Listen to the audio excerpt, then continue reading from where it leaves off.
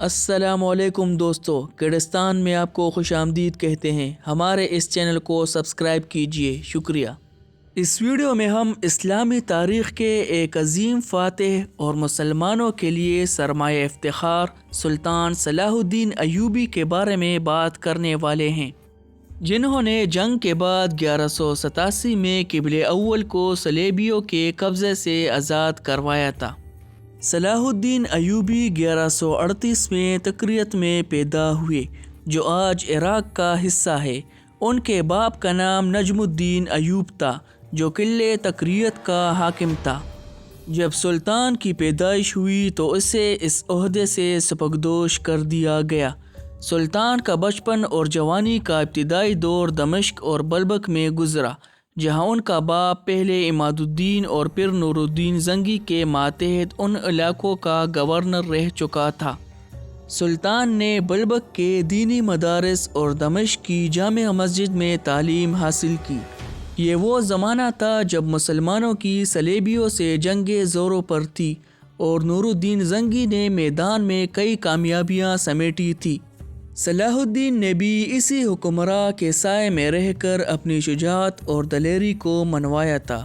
وہ اسی زمانے میں ایک مہم پر اپنے چچا کے ساتھ گئے اور پھر حالات نے ایسا پلٹا کھایا کہ مصر میں ایوبی کی حکومت کی بنیاد پڑ گئی۔ ادھر نور الدین زنگی کی آنکھ بند ہوئی تو کوئی تخت سنبھال نہ سکا، اور آخرکار سلطان صلاح الدین ایوبی نے عنان حکومت سنبھال لی۔ حکمرانی اور انتظام و نظام کے دوران اپنوں کی کمزوریوں کے ساتھ عیسائیوں کی سازشوں سے نمٹنے والے صلاح الدین ایوبی کو صلیبیوں کے اتحاد نے جنگ کے میدان میں اترنے پر مجبور کیا، تو وہ پیچھے نہ ہٹے۔ بیت المقدس کی فتح ان کی سب سے بڑی خواہش تھی۔ عیسائیوں کی شرنگیزیاں اور مسلمانوں کے قافلوں کی لوٹ مار اور مظالم نے ان کے جذبِ جہاد کو ہوا دی، اور ایک طرف سارا یورپ اور مغرب کے عیسائی ممالک کے اتحاد کے باوجود مسلمانوں نے صلاح الدین ایوبی کی قیادت میں بیت المقدس کو فتح کر لیا۔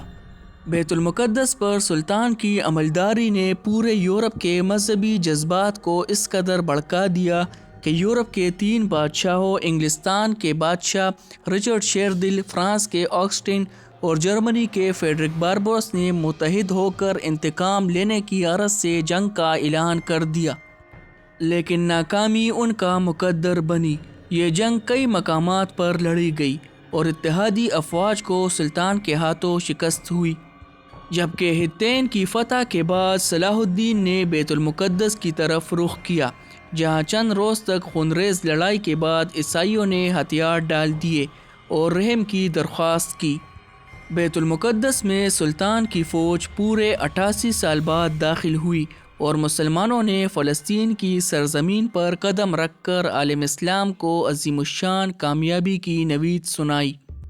مورخ جانتن فلپس نے سلطان صلاح الدین کی زندگی پر اپنی کتاب the life and legend of Sultan Salah یعنی صلاح الدین میں لکھا ہے کہ یروشلم کے مسیحی شہریوں کو کچھ ایسا دیکھنے کو نہیں ملا جس کی وہ توقع کر رہے تھے۔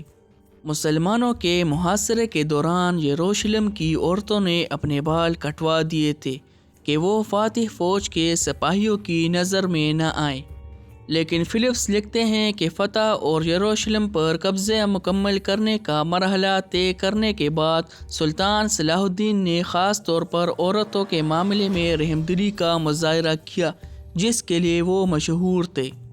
یروشلم کی فتح کے موقع پر سلطان صلاح الدین ایوبی نے ہر اس اندازے کو غلط ثابت کیا جن کی بنیاد شاید ماضی کے چند واقعات تھے، اور یہی وجہ ہے کہ اسی یورپ میں جہاں سلطان کو کبھی بدنام کرنے کے لیے پروپیگنڈا کیا گیا اور ان پر عیسائیوں اور یہودیوں کے مقدس مقامات کی بے حرمتی کا جھوٹا الزام لگا کر خون کا پیاسا اور شیطان کی اولاد کہا گیا، وہاں اور دنیا کے دیگر متعصب مورخین کی کتابوں نے ان کی صحیح تصویر پیش کی، اور یورپ میں انہیں ایک ہیرو کا درجہ بھی دیا گیا۔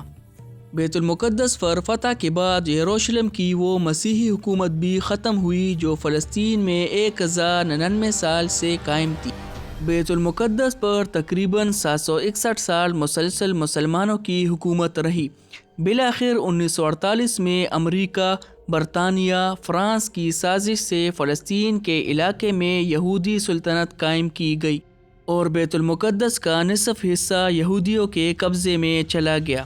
1967 کی عرب اسرائیل جنگ میں بیت المقدس پر اسرائیل نے پھر قبضہ کر لیا، جو آج تک جاری ہے۔ صلاح الدین ایوبی بڑے بہادر اور فیاض تھے۔ لڑائیوں میں انہوں نے مسیحیوں کے ساتھ اتنا اچھا سلوک کیا کہ مسیح آج بھی ان کی عزت کرتے ہیں۔ 4 مارچ 1193 میں صلاح الدین ایوبی انتقال کر گئے۔ انہیں شام کے موجودہ دارالحکومت دمشق کی ایک مسجد امیہ کے نواح میں سپرد خاک کیا گیا۔ سلطان صلاح الدین ایوبی نے کل 20 سال حکومت کی۔ مورخ ابن خلکان کے مطابق ان کی موت کا دن بہت زیادہ تکلیف دہ تھا۔ موجودہ دور کے ایک انگریز مورخ لین پوئل نے بھی صلاح الدین ایوبی کی بڑی تعریف کی ہے، اور وہ لکھتا ہے کہ بادشاہوں اور ان میں ایک عجیب فرق تھا۔ بادشاہوں نے اپنے شاہ جلال کے سبب عزت پائی اور سلطان نے عوام سے محبت اور ان کے معاملات میں دلچسپی لے کر ہر دل عزیزی کی دولت کمائی۔ تو دوستو، آج کی ویڈیو آپ کو کیسی لگی؟ امید کرتے ہیں آپ کو اچھی لگی ہوگی۔ مزید ویڈیوز کے لیے ہمارے چینل کو سبسکرائب کیجیے۔ شکریہ۔